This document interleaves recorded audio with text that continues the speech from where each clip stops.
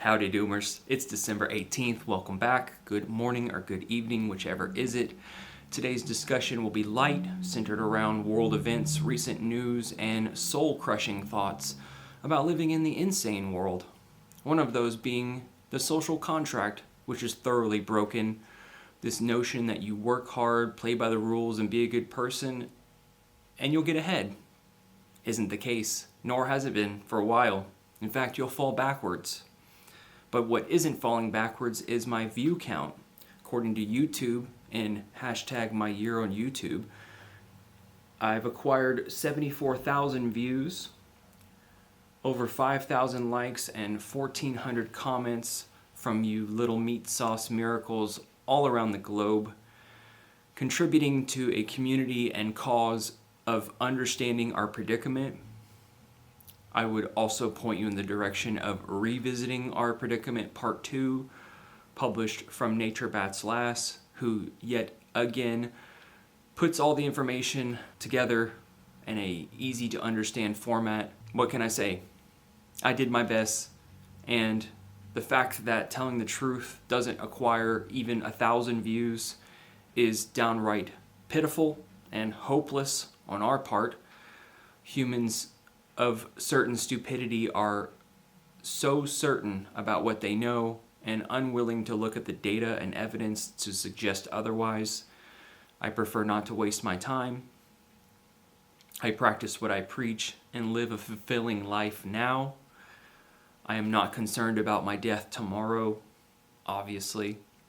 But we've all been given a death sentence, and sometime from now until 2040, you will shake hands with the Reaper.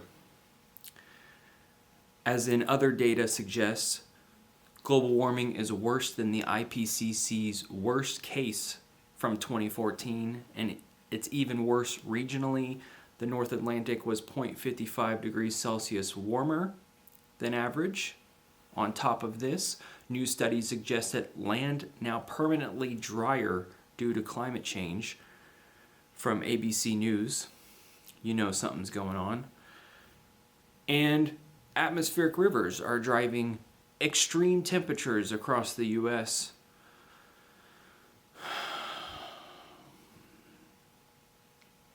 3,000 billion liters of water flooded out of a glacial lake in East Greenland in just 18 days.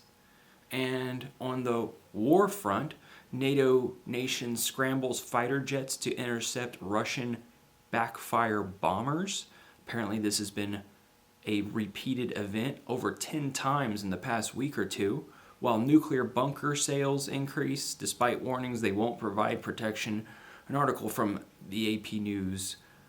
And intercepted Russian phone call suggests North Korean troops suffering trainloads of wounded, being slaughtered by the hundreds in the eastern flank of Ukraine. Deep breath. Even a year after practicing meditation techniques, you will feel the side effects of a more collected mind, able to study your thoughts in real time. It's a tool in your kit of survival. Just the other day at the food bank, I had a pastor woman suggest to me that scripture is the way, and she hoped that I got good photographs from this camera, which I was carrying around capturing B-roll footage. I told her that I'm an atheist and that I come from the Bible Belt in the South. I actually subscribe to the ideals of Buddhism and Stoicism more than anything. I think they could be useful principles in our highly combustible and erratic culture, which practically has none. There are no modern day techniques for living a joyful life presented in Christianity. Not in today's world. Things have changed too much, and we actually have the scientific method. Again, I told her that I was an atheist and that I find Christians in particular to be some of the most two-faced and despicable people I've ever met. As if they need a crutch to justify their actions of ill will against each other. In fact, I think a lot of these spiritual gurus, from monks to Jordan Peterson, are just grifters selling these ideals to you, which you actually should discover on your own and what works for you. What works is having a peaceful lifestyle with less conflict in it. I think that would be a good place to start, right?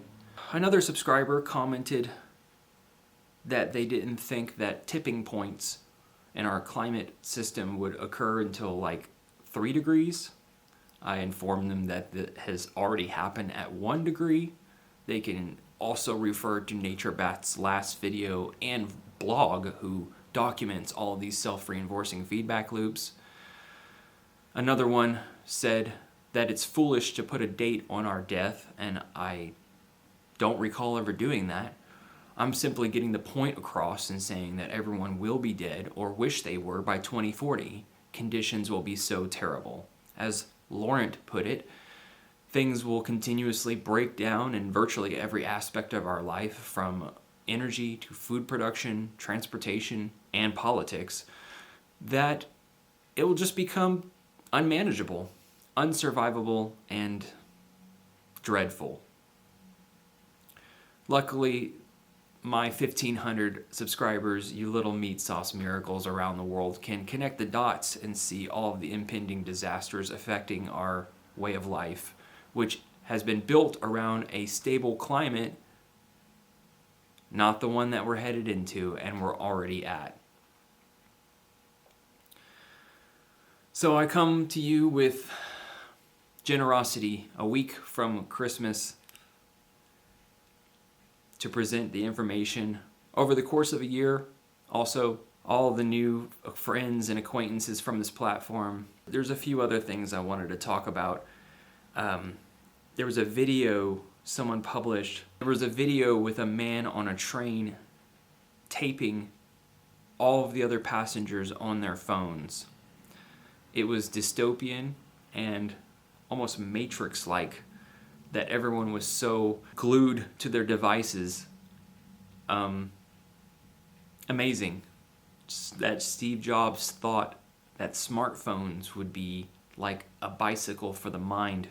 Instead, it's become more like crack and junk food, addicting us, serving content, and requiring engagement. So I hope this helps with your existential dread living in the insane world, because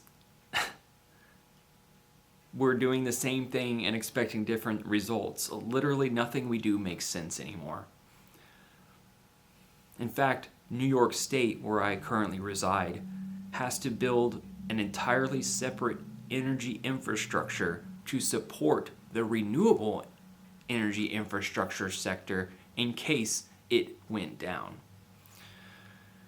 And considering most of us aren't construction project managers, it doesn't take a dummy to figure out that building this sort of infrastructure would require decades, if not centuries, on top of our current one. So again, I practice what I preach. I walk the walk. That you should live now and realize that we're in a predicament which has no solution. Only problems have solutions. It's already over. So I just wanted to record this vlog while I had some time after work, going to a coworker's place, making sure my car runs, which has 264,000 miles now. It looks a bit Mad Max-ish, but it works. And spend time with Una over Christmas holiday. I don't celebrate this holiday, but I acknowledge its existence and will take my 2 days off gladly. So thank you for being along on the ride of this adventure through data and evidence. Not to sound cringy or corny, but when I discovered that our fate was sealed around 2020. I've heard from Andrea talk about her experience of feeling like bricks or blocks falling on her. My experience was a bit different. I was alone in Dallas, Texas. I was alone in my apartment in Dallas, Texas, having lived by myself for the past 8 years, nearly, with some breaks in between.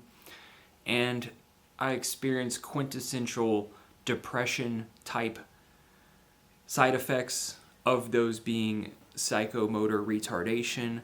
I felt slow and unable to process complex actions like driving, shopping, cooking, and stayed there for a number of months. Eventually that translated into rage, which I took out on people around me in public. And then bouts of sadness again. Eventually a year or two, and I reached death acceptance, the finality of our predicament, that there was no solution. And if there was, we certainly didn't have the time. I know many of you have gone through the same feelings, and I'm glad you're out on the other side, still breathing. So, we can grab the popcorn together and witness the spectacle that is human civilization destroying itself. We are the reason that everything will crumble. Live now. I'll talk to you doomers soon. Ciao.